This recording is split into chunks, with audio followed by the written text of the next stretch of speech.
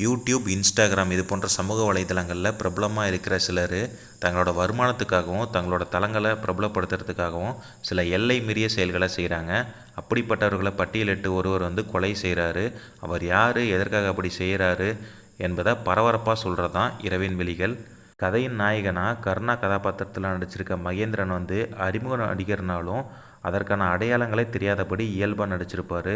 ஹீரோயினாக நடிச்சிருக்க நீமா ராய் கொடுத்த வேலையை குறையில்லாமல் செஞ்சுருக்காங்கன்னே சொல்லலாம். கவர்ச்சியிலையும் தாராளம் காட்டி பார்வையாளர்களை குஷிப்படுத்தியிருக்காங்க.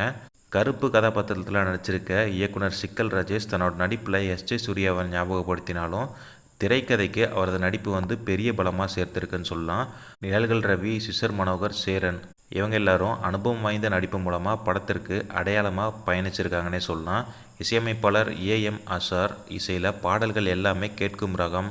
அதுக்கப்புறம் கருப்பு பாடல் வீரியம் மிக்கதாகவும் அஸ்மிதா ஆடும் குத்து பாடல்கள் குஷிப்படுத்துகிற விதமாகவும் இருக்குது.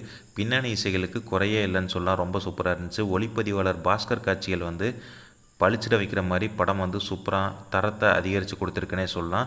இரவு நேர காட்சிகள் சில யுக்திகளை பயன்படுத்தியிருக்கிறது தெரிஞ்சிருந்தாலும் அதை நேர்த்தியாக காட்சிப்படுத்தியிருக்காருன்னு சொல்லலாம். படத்தொகுப்பாளர் ராமர் காட்சியில் நேர்த்தியாக தொகுத்து விறுவிறுப்பாகவும் வேகமாகவும் நடத்தி கொண்டு போயிருக்காருன்னு சொல்லலாம்.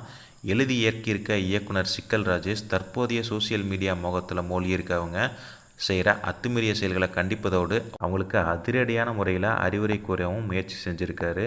சோசியல் மீடியா பிரபலங்களை கடத்தி கொலை செய்யப்படுவது, அந்த பட்டியலில் ஹீரோவும் ஹீரோயினும் சிக்கிக்கிறாங்க. அதுலேருந்து எப்படி தப்பிக்கிறதுங்கிறத திரைக்கதையில் பரபரப்பாக காமிச்சிருந்தாலும் கிளைமேக்ஸில் அண்ணன் தங்கச்சி பாசம் மூலயமா சென்டிமெண்ட் காட்சிகளையும் இயக்குனர் சிக்கல் ராஜேஷ் பார்வையாளர்களை கலங்க வச்சுருக்காரு. பொருளாதார ரீதியாக கதை சொல்லல் மற்றும் காட்சிப்படுத்தல் முறையில் சில குறைகள் இருந்தாலும் தற்போது காலகட்டத்துக்கு சொல்லப்பட வேண்டிய கதையாக இந்த திரைப்படம் நிச்சயமாக இருக்குன்னு சொல்லலாம். கண்டிப்பாக இந்த படத்தை பாடுங்க. மொத்தத்தில் இரவின் விழிகள் யோசிக்க வைக்கிற மாதிரி இருக்குது.